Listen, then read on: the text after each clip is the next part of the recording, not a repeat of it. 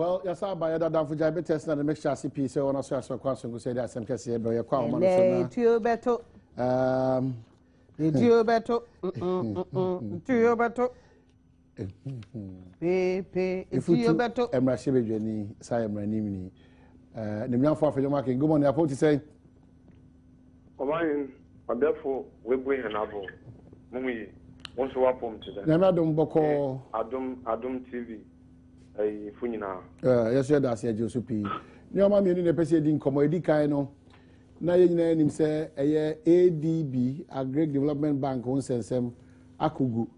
And rather, the answer was a Kenya who said in Tiasebi and Ye Juma, Opeso said to an among at the Quasem, Libya, at the airport in AC. Oh, on my in Bocho, Madase. On the last week, Yanyan and Tede, or Unicoff, workers now, or ADB no, was also one case of court, my work or withdraw. Okay.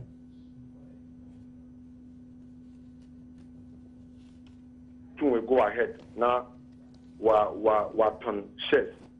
I want to move there on the some ABR miscommunication kakao because Anyan Dr. Sibi Yabua fallen rate and sana a unicorn for war file 1 rate and double rate is still pending at the Supreme Court. Yenya dates for firm hearing. To create the impression to the public that you a rate biara impend with Supreme Court no. Now I have to take a into Zamiya Yanide, make sure Kata Kama Securities and Exchange Commission. Me draw one attention there. There is a rate pending at the Supreme Court because many Securities and Exchange Commission in painful they share Wakosombo over the weekend. One bill. Security and Exchange bill. No. Now the impression I had from them there, some way somehow no, we feel the rate biara in New Supreme Court. I have to at least officially let them know that there's a rate pending. And Menyoraka say, Yenya the statement of case in opposition to Yen rate no your friend and release now. And Sir Obandama, naturally, ABR on their blind side, they would renew the approval for ADB to go ahead and sell shares. Okay, but walk us through specifically what are you seeking for, Ebra Wakokoti? Oh, Omahin, Pocho. Release now, yes, seeking. In a nutshell, it can embrace now or establish ADB and on your constitution now. In which you there, ADB for Baba Parliament, Abeji approval, and Sana with an amount to them. Yankade Itia, Dr. Sibi Yabuanka there, embrace ya the ADB button shares, and now Yankade, Anyan minority, Yampede shares and Wolfloot, za. There can you there, and son of what float shares no, or there Parliament approved. That's a marine. Okay, so Breben Amushia or court, Namakot Nasa Missioner had your Bekakusi. Well, since the Supreme Court war vacation, and Yenya hearing or friend the notice. Mijis there, Anyan Yafao, Mayabakan, setting down the issues for trial because by the Supreme Court rules, say. A file the process or the opposing party or file no response within 14 days. Now we calculate from 7th of July, issue rate now, document 14 days in a trim that adult. On into Yan file issues for trial. And see Nina Supreme Court registrar, some hearing notice. Then we know the states are here for court. Indian Yapam is innocent. Yapam to be waiting for the Supreme Court. I see. All right, but ADB says, party being a dura and Rashibejem. Are you aware that your party chairman, Paul Afoko, appeared before the disciplinary committee and then Anope? You mean, Doctor? You mean Chairman Afoko. Yeah. Or appear before which committee? Party disciplinary committee. Steering committee, disciplinary committee. Exactly. Then why about this? Why? There's a petition from the Eastern Region Second Vice Chair, Nana Fedua Ajima Oforiata. Should have taken man. Pacho Uti the making. Meeting. There's a petition from Nana Fedua Ajima Oforiata. Or they are called down disciplinary committee amongst the issues maybe anyhow Wama party no I unpopular. Among some of the issues, also the Obaya party is a bit of chaos and other matters. Abem, and he is appearing before the disciplinary committee this morning. Are you aware? Omahin, me aware of Nana Fedua ne petition, but in any event, young flag bearer.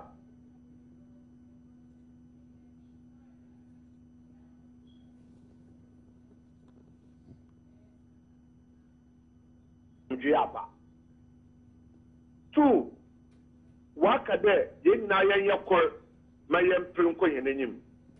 Ne na nso yara share za osi wa Laser Hotel. Nanado as flag bearer, Paul Afoko, chairman, general secretary, Cabinet Japan, and other executives. Wo nyina wo steering committee no mu.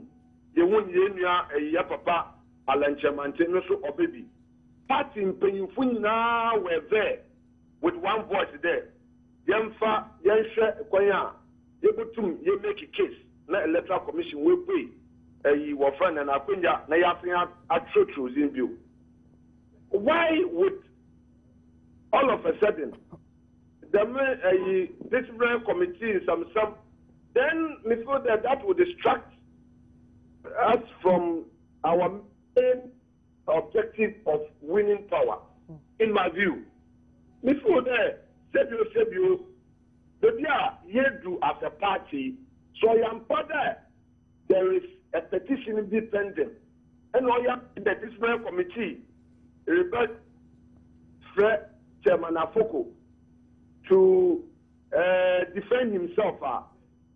To me, Alex Martin, it is inappropriate at this stage. Very unwarranted, especially so when the flag bearer has spoken.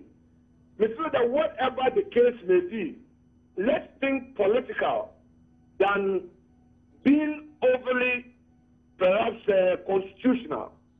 There, so right now, can you imagine your friend that Omahin, then says Paul Afoko, or appear before this prayer committee? What is the effect? Will the effect be there? He's supposed to proceed on suspension, pending the outcome of the investigation or what? It may hurt the party. Well, Afoko, all the mono, on go. They say, away, Omahin. Me too. Well, Afoko, on go. Any attempt by one person or a group of persons to do anything now, obviously there, also, he will fight back. In fighting back, who loses? The party. I can only say, I'm a backbencher. I'm a small boy in this party. But I can only say with Muma Family in there. Obianya Butel, na Yankanya and Semidia, Yan flag bearer and Kasawakasa won't there. Yama Asum Jimbra. But Obia raising critical issues about the party chairman. Or say it is not necessary. Is that what you want to say? Obia raising issues about the party chairman. They believe this is appear before the disciplinary committee and per your constitution, you know, any executive or appear before the disciplinary committee should step aside. Why are you not comfortable with this harmless petitioner echo disciplinary committee? No. The question I want to ask: what was the effect of flag bearer statement on making when the what was the effect? The effect was to ensure unity. Was that not so? The effect was to calm nerves. Was that not so? Now, to me, interpreting that statement by the flag bearer purposively, I would say that anything, whether legal, whether constitutional or whatever, if it has the potential of destabilizing the party, Yenginara should make every effort to avoid it.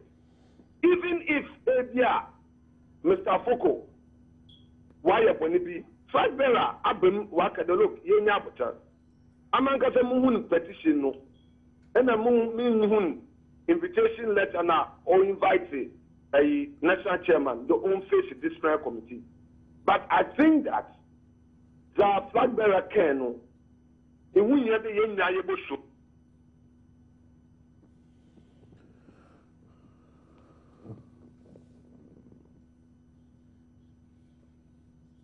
What honor President Kufuor Winneba? In so as a constituency, they decided they about honor President Kufuor. Dr. Badwam Bay, Alan Chamantin Bay, in paying for our party move was a Bay. Now, Makai de Kasana, Alan Chamantin can. The Okano, Abama Faith Femini there. I say, in paying for no, say, even when you have disagreements, they have their own way of what to resolve Masum Jiba. It's Ian, it is no. They make sure that you follow in Zama blindly. That is what Mr. Chairman said. Okay, lawyer Federer. Koso. Good. Now, President Kufuor, Ekaseno, Okase fa Asumjehu in a Korea. Dr. Badwam Kase fa Asumjehu in a Korea. Look at the chairman now. Original constituency now name Ekase my party or say there at the grassroots, the Korea one Asumjehu. It is all friendly there in paying for no what you call. Maybe there at this stage, Ebufobia or Bediara, and now as the Biara of you want it will be trying to ignite it, Ebiana or in some Samaba.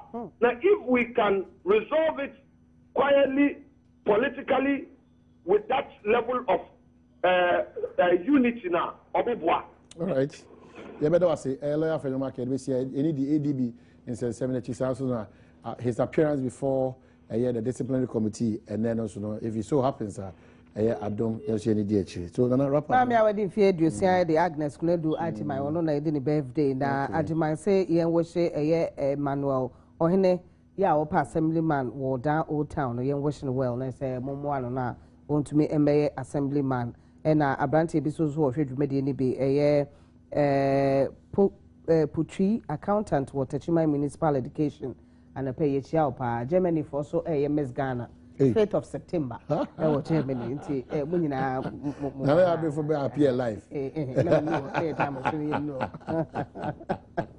Okay, you see monkey, and now I'm a friend of the idea. A tool better. Was it on your body?